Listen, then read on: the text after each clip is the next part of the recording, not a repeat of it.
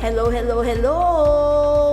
Andito tayo ngayon sa 20% ang programang Puno ng Puso para sa mga seniors at kahit hindi pa senior. At lagi, nandito ang ating mini or little teacup. Ibig sabihin, simula na tayo. Pero ang tanong nyo, sino ang kasama natin sa pag-inom ng tsaa? Walang iba kung hindi isang seminaryan, si Brother James. Kala nyo, yap, no? Hindi. Brother James Santos, SJ. Hi, brother! Hello po. Ayan. So, magalo ka sa ating lolos and lolas. At bihira sila na makakita na ang kasama ko ay batang katulad mo. Opo. Magandang hapon po sa inyong lahat. Ako nga po pala si Brother James Santos. Ako po ay isang third-year theologian sa Society of Jesus. Nagagalak po ako na makasama po kayo sa hapon po na ito. At brother, talaga naman, mga lolos and lolas ang kasama mo ngayon, ha? Opo. At alam ko, hindi ka sanay na at 3:30 in the afternoon ay tsaa ang iniinom. Ang alam niya, milk tea. Pero ganun pa man, sabayan nyo kami sa pag-inom ng ating mainit na tsaa. Let us praise the Lord. And give Him thanks. So nagpapatuloy po tayo. Siyempre, masayang-masaya pa rin tayo. Pero huwag kalilimutan, nasa loob na po tayo ng Kwaresma. Natapos na tayo sa Ash Wednesday at nasa pang ilang linggo na tayo at magpapatuloy pa yan. Kaya tinutulungan natin ang ating sarili na magnilay nitong mga darating na Lunes, brother, na pag-uusapan natin yung pagdadalamhati, pero may pag-asa. Kaya ang hinahanap po natin sa serye natin ngayon is Finding Hope in Sorrow. Take note, finding hope. Hindi automatic nandun na yung hope. Kaming tao, tayong mga tao, kahit binigay na yan sa atin di ba? Pero kailangan mo i-search sa puso kasi ang bilis-bilis mawala ng pag-asa. Ano ba ang take mo dyan, brother? Bilang bata, level ka pa ng kabataan Ang panahon ba natin ngayon puno pa ng pag-asa tao? Very hopeful pa ba? O ang bilis mag-shift at mawala ng pag-asa? Sa aking experience po, bilang seminarista, every Sunday meron po kaming mga apostolate. Ayan, madalas marami po kaming mga nakakasalamuha, bata, matanda, lumalapit sa amin, sinasabi yung mga hinaing nila, yung mga pagsubok nila sa buhay. Pero nakakatuwa pa rin po na kapag nakikinig po ako sa kanilang mga kwento, sa kabila ng mga hirap na pinagdaraanan nila, kumakapit po sila sa Panginoon. Kaya every Sunday, sabi nila, nagsisimba kami dito kasi dito kami nakakakuha ng pag-asa sa Panginoon. Ang sarap Opo. naman pakinggan, pagka gano'n na ano yung reality, nahihirapan, pero nandun pa din yung pag-asa. Kasi pag nawala yung pag-asa, yun ang delikado Yan yung mga hindi na natin makita sa simbahan. Tama ba? Opo. Pero habang nandyan pa sila, ibig sabihin ay humahawak pa ito sa pag-asa. So hayaan mo muna na i-quote ko ang mga kataga ni Pope Francis in this year of the Jubilee. Ang sabi ni Pope Francis, this Jubilee year, he is reminding us that as believers, the Christian life is a journey, calling for moments of greater intensity to encourage and sustain hope as the constant companion that guides our steps toward the goal of our encounter with Lord Jesus. So, i-accompany tayo. So, yung nag-aakay pala sa atin ay yung pag-asa na yon. Kaya maganda yung kanta, this Jubilee year, brother, Opo. yung ningas ng pag-asa. Dama natin pag Pinoy, ningas ng pag-asa. May poetic, pero, brother, ikaw, nung bata ka pa ba, gusto mo agad talaga maging seminarista? Ganun ba yon? Pinanganganak ba ang seminaryan na agad-agad? Gusto yun na agad seminaryan siya? Bale, hindi naman agad-agad, siguro very thankful ako na lumaki ako sa isang pamilya na madasalin, as early as I could remember, dinadala kami lagi sa simbahan ng aking mga magulang. Every night, nagro-rosaryo kami. Kahit na nung mga panahon na yun, hindi ko naman naiintindihan, sumusunod lang ako. Pero parang, kumbaga, in-instill kaagad sa akin ng mga magulang ko yung kahalagahan ng pananampalataya, ng panalangin, ganyan. So, I think gradually, pero I grew up in a very religious family, kumbaga. So, laking lolo and lola ka ba? Ayun, sa kasamang palad, nung pinanganak na, pareho kasi bunso yung parents ko. So, nung pinanganak kami, hindi na namin abutan yung mga lolo at lola ko. Pero, nabuhay sila sa mga kwento ng aking nanay, ng aking tatay. Nako, aampunin ka ng mga lolas and lolas natin. Sila, dami-dami nila inaalagaan. Minsan sumusuko na nga kasi papagod na, masasakit na mga balakang. Pero ito, merong isang bata na hindi nakatikim ng presence ng lolo or lola. Oo nga, ganun yata ang trend. Pagkabunso yung magulang mo, syempre Opo. naman, chronologically speaking, medyo wala na yung mga magulang nila. But nevertheless, natutukan ka sa pagpapalaki, no? Opo. Saan ka ba? Tubong Maynila ka ba talaga, Brother James? Bali, lumaki po ako sa may Loyola Heights, Quezon City po. Ayan, sa So, may... Quezon City boy pala Quezon to, City hindi siya boy. Manileño. Opo. Alam mo ba, Brother James, anong bata-bata ka, dumating yung time na naging capital ng Pilipinas ang Quezon City. Oo nga, nabasa ko na ganun- lang po. Nabasa. Naku, para naman yung talagang sinabing matanda na po tayo, lolos and lolas, ano?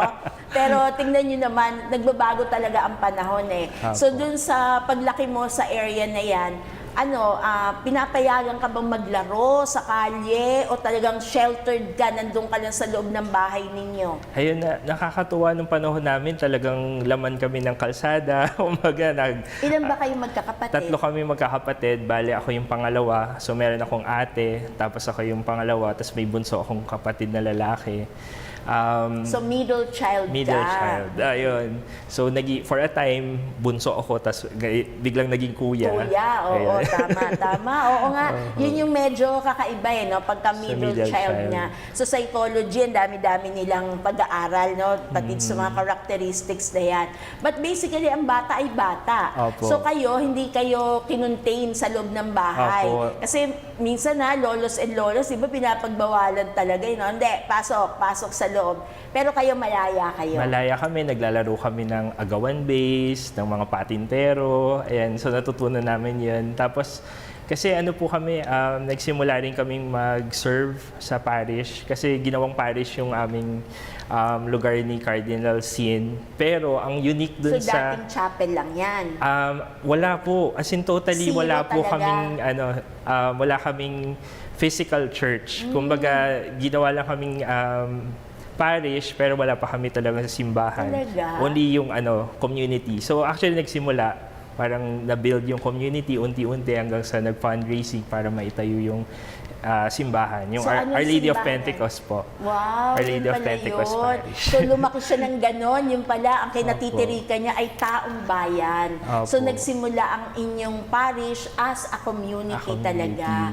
So nakita mo nang lumaki yan. Opo. So literally, nandun ka from zero, from scratch.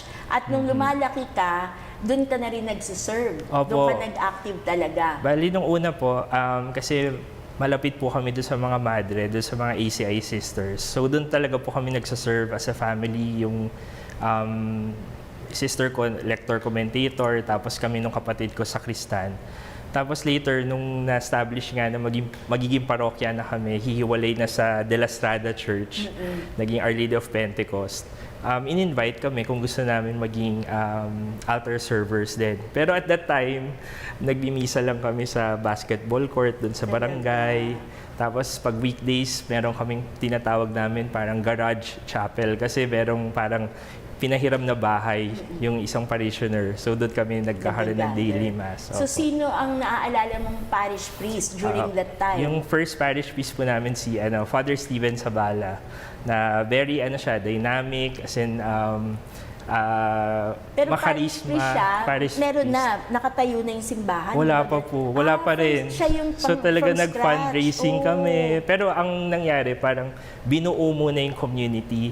So may mga parang activities na talagang para makilala namin yung bawat isa. Parang ang tawag din, kapitbahayan sa sambayanan.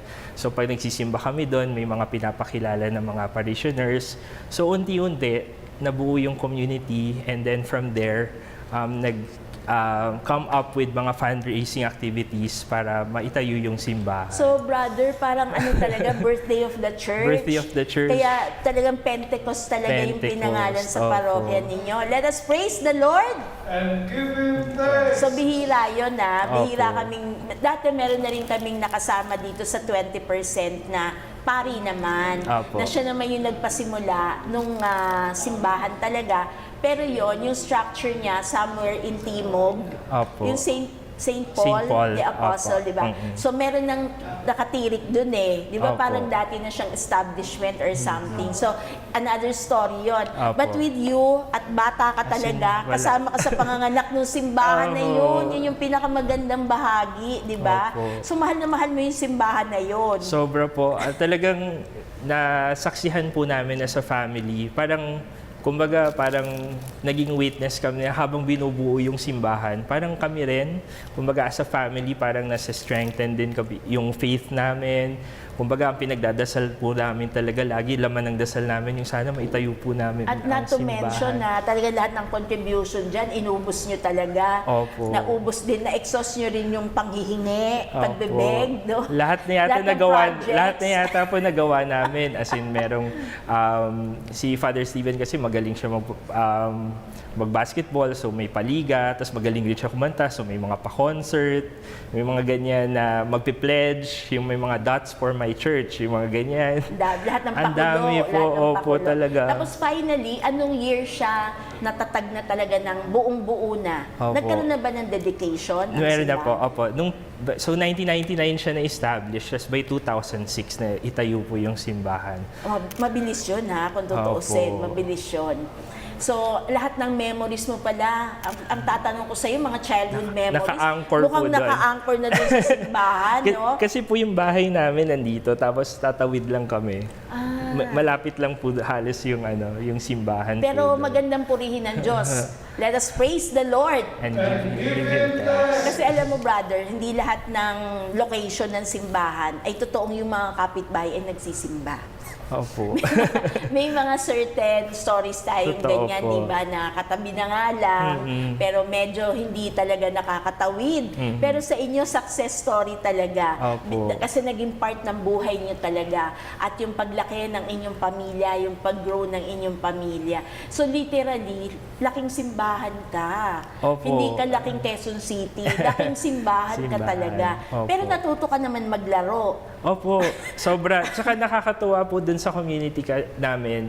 May subdivision, may mga part na mayayaman. Oo. Pero meron rin kami mga areas doon na kumbaga, pero kumbaga yung simbahan, yung parang nagiging meeting point kung saan So you mean to Opo. say, yung mga gated communities Opo, doon, yun. together, side by side with the generic people. Opo, may- So yun ang tunay na saysay ng simbahan, di ba? Opo. At sabi mo nga, matibay sa inyo yung kapitbahayan? Opo, sa Sambayanan. Sambayanan. Tapos, sa pagsisilbi ko rin, sa altar server, di ba, parang ang focus mo lang pagsaserve sa misa, ganyan. Pero nakakatuwa kasi through that, nakapunta din po ako doon sa mga areas ng community. And then, parang naging malapit po yung puso ko sa pag-outreach. Opo, so nagkaroon din po ako ng mga pagkakataon na parang na-expose, na-open yung eyes ko po sa mga social issues na kinakaharap po ng Brother James, community. matanong ko lang, Opo. ganyan ba yung mindset ninyo talagang magkakapatid? Yung ate mo at saka yung bunso? Opo, yung parents ko po kasi, actually yung daddy ko, OFW. So for a time, nagtrabaho po siya sa Saudi.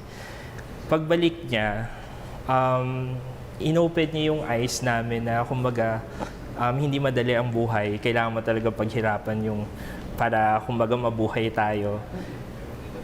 Ang maganda, pero maganda sa kanila, despite of that, hindi sila naging madamot sa pera sa kanila finances.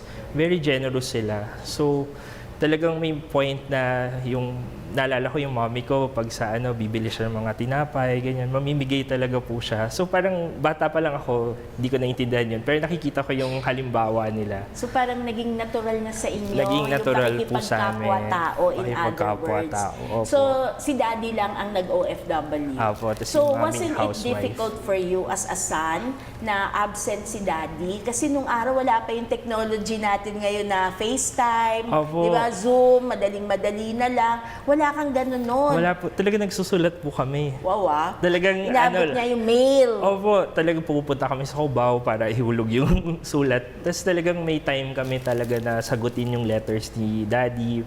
Papadala kami ng mga pictures, ganyan. Para sa akin, mahirap kasi close ako sa daddy ko. So I would always long for his presence, his company. Tapos alam ko, tuwing uuwi siya, sinasabi niya sa akin, ikaw yung panganay na lalaki, alagaan mo ang Oo nga. mami mo, Tama. yung ate mo. Ayan, tas yung Nasa iyo yung responsibility. So, doon parang na-instill talaga na maging responsabling panganay na lalaki. Yun yung na-instill sa akin. So, Kaya- Brother James, Opo. hindi ka naman umabot dun sa cassette? Wala ano? bang ganun? Uso yun sa OFW, mga Saudi nung araw. Yung cassette tape, yung magre-record kayo, tapos papadala, tapos sila rin cassette tape din. May ganun ba? Naabutan pa po namin. As in, nire-record ni mami yung aming mga messages kay daddy. Tapos tinuturuan kami ng mami ko ng kanta, ganyan. So kakanta Tama, kami. tama. Yun, kasi sinasabi ng mami ko, malungkot dun sa baka malungkot yung daddy mo. So Mas kailangan maririnig natin, boses. pag naririnig niya yung boses natin, parang kasama na rin niya tayo. So Tama. yun, tapos pati yung pagsusulat namin, minomotivate kami ni mami, gandahan niyo yung sulat niyo para mababasa ng daddy mo. Ganyan. Kasi Brother James, ang kwento nung araw, ayan, sigurado yung lolos and lolas natin, nakatikim yan ng mga panahon yung Saudi days nung araw ulit daw ng ulit ng basa. Tapos Opo. yung tape daw, halos magasgas. Play daw ng play na walang katapusan kasi ganun daw kalungkot nung araw para sa mga OFWs natin. Kahit maganda pa yung trabaho nila doon, kahit Opo. napaka-superior pa ng kalagayan nila, pero yung longing for the family, kaya ito yung nakapagdugtong sa kanila. Opo. But while he is away, kayong pamilya naman, busy naman dito sa simbahan na itinatayo. Opo. Bale, nung time na tinatayo na yung simbahan yun, umuwi na si daddy. So, pagbalik niya, naging Eucharistic minister naman At saka po siya. dami yung dollars dala noon. Opo, time na yun. Pero hindi po sila madamot. As in talagang very generous po sila sa mga relatives namin, tas sa mga taong humingi ng tulong. So, doon nakita ko talaga kung gaano rin kalapit yung puso ng magulang ko sa So, nung umuwi mga siya, di ang tao. saya-saya mo na. Masayang-masaya Kasi po hindi talaga. na siya aalis. Opo. So, was there a time nung bata ka, kasi nasa iyo yung responsibility to be a kuya, kasi Apo. ate yung isa di ba? Apo. Pero naranasan mo ba yung maghahatid sa airport, may kalungkutan, magsusundo sa airport, ang saya-saya? Naranasan mo yon yung close open ng emotions as a child? Lagi po. As in talagang pag nakikita, yung kumbaga nananabik kami pag alam namin na darating na si daddy. Talagang sobrang excited kami. Lilinisin namin yung bahay. Tapos ahanda namin lahat yung mga pwede namin maipakita sa kanya. Yung mga schoolwork, yung mga grades namin, motivation namin. Dapat mataas yung grades para Kasi dadating. matuwa naman si daddy. Ayan. Pero nandun rin yung lungkot tuwing ihatid namin siya sa airport. Kasi noong time na yun, pwede pang makapasok hanggang doon sa loob eh. Parang barangay nga ang naghahatid ng Opo, araw, ganyan di ba? kami. As in talagang pag-uwi, parang, alam mo yung parang may pakiramdam sa puso mo na sana hindi na lang siya kailangan mga ibang bansa. Sana kasama na lang namin siya. Yun. Pero yung mami ko, parang lagi niyang ine-explain sa amin na ginagawa to ng daddy niyo kasi mahal niya kayo, gusto niya kayo mabigyan ng magandang kinabukasan para makapag-aral kayo, ganyan. Brother James, I'm Opo. sure very thankful ang lolos and lolas natin, including the apos, no? Opo. Habang nire-recall natin to, yung face sa Pilipino, sa buhay ng Pilipino na kailangan mag-Saudi ng mga kalalakihan during that time, Ay, di ba? opo. So there is sorrow. But somehow, they had to sacrifice kasi that is where they found hope para madugtungan at maging mas maayos yung pamamaraan ng pamumuhay ng bawat pamilyang Pamilya. Pilipino noon. Opo. Pero ngayon, looking back, pag napapagkwentuhan, ang sakit nun, yung airport days, nandun yung parehong hope and sorrow. At Opo. saya-saya nyo, sabi nyo, papakita nyo, proud kayo, di ba? Pero pag aalis na siya, ayun na naman, na masyado ako natigatig sa sinabi mong statement na sana hindi na lang siya aalis. Opo. Pero ang Diyos, pinakinggan yung panalangin nyo. Gaano katagal siya nagtrabaho sa Saudi? Parang umabot yata siya doon ng 7 years. 7 years. Yung pag-work niya doon. Tapos for a time, bumalik siya. Tapos umalis na naman po siya.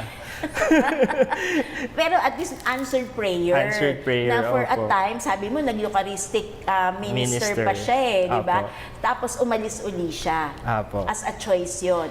Bali yung, kumbaga, nag-abroad siya ulit noon sa Indonesia naman po. Nung pagbalik niya, yun na, talagang hindi na siya umalis. Tsaka mas malapit na yung time. Indonesia. Opo. Di ba? Parang kahit weekend, pwede na kayo magkita, di ba? Magkita, opo. So, yung mami mo, very tough siguro yung mami mo, no? Para kayanin niya yon na while your dad is away, dalawa yung role niya, dual role, mommy and daddy siya, Opo. di ba?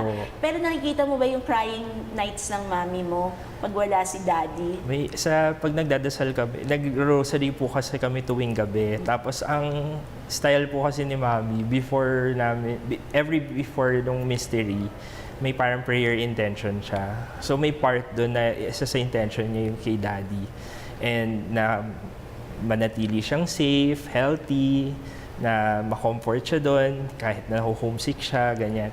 So nakikita namin umiyak si Mami. So kami rin, umiyak na rin kami. Nadadamay po kami. Tapos parang namimiss namin si Daddy. Tuwing rosary prayer ninyo, may mga tears talaga. May tears. So makakabuo na kayo ng yung rosary beads Rosary na beads. punong-puno ng luha talaga. Oo. Pero lahat ng ito, saan ka nakapagdesisyon? Sa gitna ng lahat na nangyari sa buhay mo na gusto mong maging pare? Actually, medyo maaga po. Kasi kinder ako na nag-aaral ako doon sa school ng mga madre. Tapos may nakilala akong pare, si Father Benny de Guzman. Tinanong niya during the homily, ano ang tunog ng puso ni Jesus? Kasi yung school namin, Sacred Heart. Okay. Handmaids of the Sacred Heart po yung congregation ng mga madre. Tapos ako, ewan ko, nagtaas ako ng kamay. Kasi parang, nung time na yon, naalala ko si Jesus from the movie na Ben-Hur. Kasi yun yung pinapanood namin na movie. Pang-classic ang pinapanood. Pang-classic po, opo. Mga ganyan yung pinapanood. Tapos sinabi ko, naalala ko yung parang doon sa ospital, yung tit-tit, napapanood ko sa TV. So sabi ko, tit-tit-tit, ganyan. Tapos tawa ng tawa si Father Benny. Tapos sabi niya, pwede, pero alam mo ba, what tit-tit-tit na gano'n, ang sinasabi niya ay, mahal kita, mahal kita, mahal kita, mahal ka ni Jesus. Ayun. So parang nanatili yun sa akin, parang, tapos na-associate ko siya doon sa napanood ko na, ay si Jesus yung nandun sa Ben-Hur. Tapos siya yung sinasabi ni Father Benny. So after the Mass, lumapit kami ni Mommy, tapos parang sabi ni Father Benny, ikaw, ano bang gusto mo paglaki? Ganyan. Tapos sabi ko, gusto ko maging tulad niyo. Talaga. Ganyan. So kinikwento yun sa akin ni Mommy na, alam mo ba, sabi mo nun, gusto mo maging tulad ni Father, gusto mo rin maging pare. Ayun. Pero parang, syempre, ang tingin ko kasi sa pari nun, ina-associate ko siya kay Jesus, yung mabait. Kasi dun sa movie na Ben-Hur, ang tumatak sa akin dun, yung tinulungan niya si Ben-Hur na umiinom ng tubig. Para sa akin, parang si Jesus itong mapagmahal, matulungin, na yun si Jesus para sa akin. Na-associate ko siya kay Father Benny kasi mabait din siya, matulungin, ganyan. Ganda naman. Sana Opo. nanonood sila, no? Opo. So, dalawa pala yung papasalamatan natin sa pangarap niyang pagpapare. Una, yung Ben-Hur, the movie. Lolos and Betamax Lolas. pa po nun. At I'm sure itong mga kaidaran, talaga napanood yan. At ngayong mahal na araw, Opo. maganda. Nabigyan nila ng pagkakataon. Hindi ko lang alam kung nasa Netflix pa yan, di ba? Pero kung nung araw ay Betamax form yan, mahahanap pa rin yan. Yung Ten Commandments nga, di ba? Pagka Holy Week, tuloy-tuloy yan pinapalabas. So yan, salamat sa movie na yan. Nagkaroon ka Si ng visualization. Charleston Heston po, yung artist. Kilalang kilala niya, memorize niya. Thank you to Ben Hard the movie, di ba? So, at least na-visualize mo doon. Parang Bible story na nakita mo instead of a book, sa movie mo nakita. Pangalawa, through the person of Father Benny de Guzman. So, gusto mo mag-shout out kay Father Benny? Hello, Father Benny. Si Father Benny de Guzman, active po yan na nagsaserve ngayon sa Nazareno. Naka-assign po kasi siya sa PGH. Opo, So, sa Quiapo. So, mga nag-online, nakikita yan. Opo, tsaka ito pa, hiniling ako ng parents ko kasi devotee sila ng Nazareno. Hiniling po nila ako sa noong nagsimba po sila sa Quiapo. Talaga ba? Opo. Kasi Talaga? yung panganay babae, ito sabi nila, humiling sila na magkaroon ng anak na lalaki sa Poong Nazareno. So, hindi lang anak ang binigay, lalaki pa. At hindi lang lalaki, eto, gusto pa magpare. Grabe naman ang power ng Poong Jesus Nazareno. Viva Poong Jesus Nazareno! Viva! Oo, tama. Itong mahal na araw talagang ang daming dumadayo talaga dyan sa debosyon natin ng Poong Jesus Nazareno. At tingnan nyo naman, nakikinig siya talaga. At totoo nga, hiramin natin yung answer ni Father Benny. Ano nga ba ang tunog ng tibok ng puso ni Jesus? Kanina bibiruin kita sasabihin ko kasi lagi ako in love sa asawa ko. I love you, I love you, I love you. Pero totoo yun, di ba? Sa anumang pinagdadaanan natin, kahit ang lolos and lolas natin, may mga pains, di ba? Oo. Pero natatawid yun kasi umaasa siya na hindi niya yung pinagdadaanan ng nag-iisa. So, tulad din ng ang dami mong mga magagandang answered prayer, no, brother? So, sa susunod na Lunes ba, pwede ka pa naming maanyayahan? Ay, opo. Kasi, very hopeful, no? Very, hope-giving yung mga stories mo. Pero, syempre, babalik din tayo sa reality na sa buhay natin, minsan may mga pagsubok, may mga challenges, may mga tragedies along the way, pero hindi humihinto yung buhay natin. So, hindi tayo ending kasi babalik pa sa atin si Brother James talaga. Pero ano ba ang mensahe mo sa lolos and lolas natin na andyan kasama ang kanilang pamilya with regards to hope and sorrow? Opo, para sa akin siguro yung may bibigay ko po na mensahe ay yung hindi nyo man po nakikita, pero ang mga bata po, very observant. As in, they follow through one's example po. Kung ano yung ginagawa po ng mga matatanda, talagang ako, para sa akin po personally, naging madasalin akong tao kasi nakita ko kung paano naging madasalin ng mami ko po. At kung paano rin kinuwento sa akin ng mami ko na very religious din yung lolo at lola ko.